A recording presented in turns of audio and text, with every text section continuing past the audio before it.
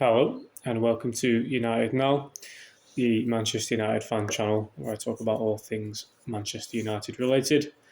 And recording this following a 2-0 win over Sunderland at home. And it feels weird to record one of these after a standard, comfortable home win. There's not too many dramas and it was a comfortable win for United. I genuinely can't remember the last time we had one of these. We had one in pre-season. And before that, I can't even really remember the last time we had just a standard. Yet we're home against a team we should win, and we do win. But yeah, a few positives to take from the game. Main one for me is Sesko. Now 2 goals in 2 consecutive games, which is brilliant to see. Took a while to get going, but now he's hitting the ground running. Hopefully he can bring it into the next game against the Scousers, but don't want to get too ahead of ourselves. Also, with Mason Mount getting a goal as well. I've not been Mason Mount's biggest fan, to be honest. I think the amount we paid for him and the amount of money he's on, he's just a joke, really. He's very much flattered to deceive the entire time he's been here. But he started the season well, at least. And he's been one of our better players, if we're being honest. It's not a very high bar, but he's arguably him and Bumo. It's probably it, really, that have been 2 of our best players that you'd say so far this season, but it's early days, so that's how it plays out. It's just good to see that he can play a few games in a row without getting injured for 3 months. Also, forgot to mention this big shout out to Son Lemons. It's only 1 game, but the amount of crap we've had to watch in goal for the past 2 years, I'm just going to get fully carried away and get giddy. He looks a proper keeper.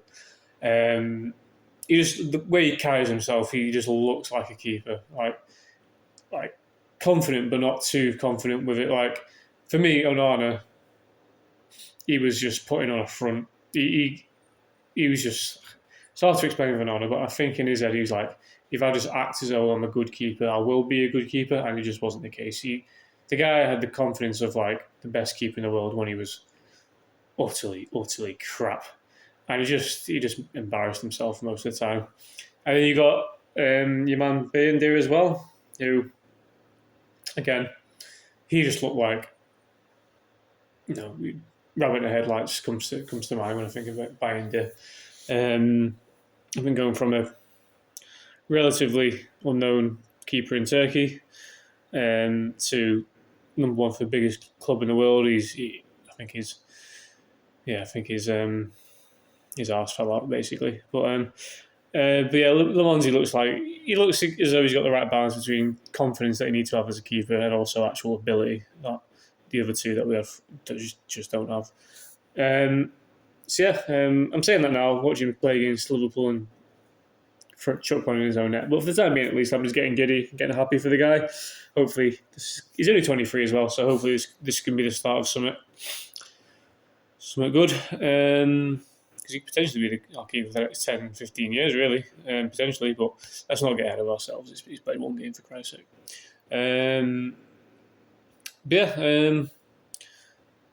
Another positive from the game, which I can't believe I'm saying this, VAR overturned a wrong decision.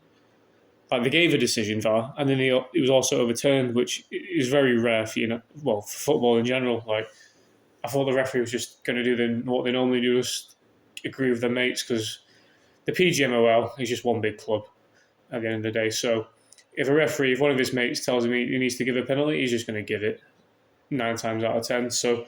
But it's good to see the ref actually use his brain and realise that the Southern player was basically dived and he can Sesko's foot never touched him, and justice prevailed, which is good to see. But obviously for me at least, the pressure's still massively on Amorim. One hot day doesn't make a summer. So even though it was nice to see a comfortable home win against Sunderland. They're still going to be. They started the season well, Sunderland, to be fair, but they're still going to be one of the favourites to go down.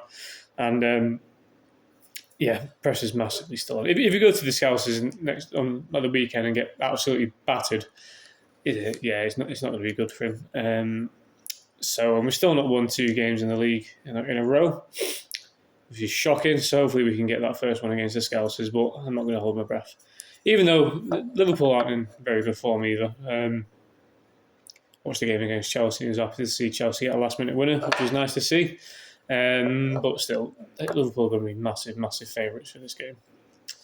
But also, I'm not the first person to talk about this, but The Athletic, who I don't really read The Athletic to be honest, but I follow a few of the journalists online and that. They did an article where they interviewed agents and they said, rank who's your worst signing of the summer. Somehow Benjamin Sesko got the most votes for worst signing of the summer with 6 votes. The next best was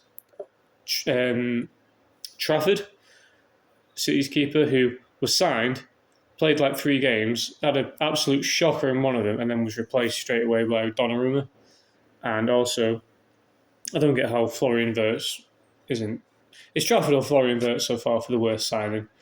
Like, Wirtz cost nearly double what Sesko's got and has done absolutely nothing for Liverpool, absolutely niche, and he's double the price.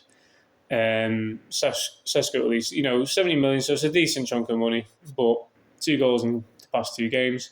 And overall, he has looked decent, to be fair, whereas every time I watch Florian Wirtz, I've not seen him do a single fucking thing, to be honest.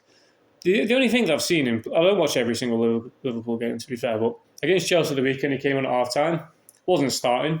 Wonder why that is, probably because he's been crap so far. And it's literally his first touch of the game. He did like a nice little flip to Salah, but Salah missed the shot. But other than that, he did nothing for the rest of the game. One little back heel flick to set up a shot. Other than that, did fuck all the rest of the game. And that was that. That's all she wrote. And Sesko with 2 goals in 2 games.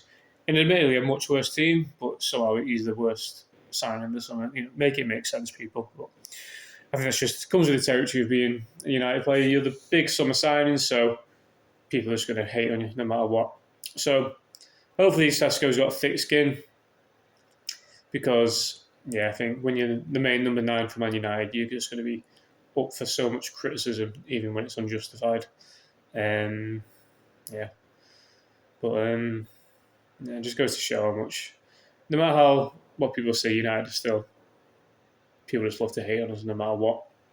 But hopefully we can get the win against the Scousers at the weekend. And things will, I dare say, start to look up for Amorim. If you get a win away at Liverpool, then, for any manager, it's going to buy you a lot of credit. But, I think it's, so far the season's still been overall pretty crap, but who knows? Might be able to string a few wins together. Thanks a lot for listening. Much love.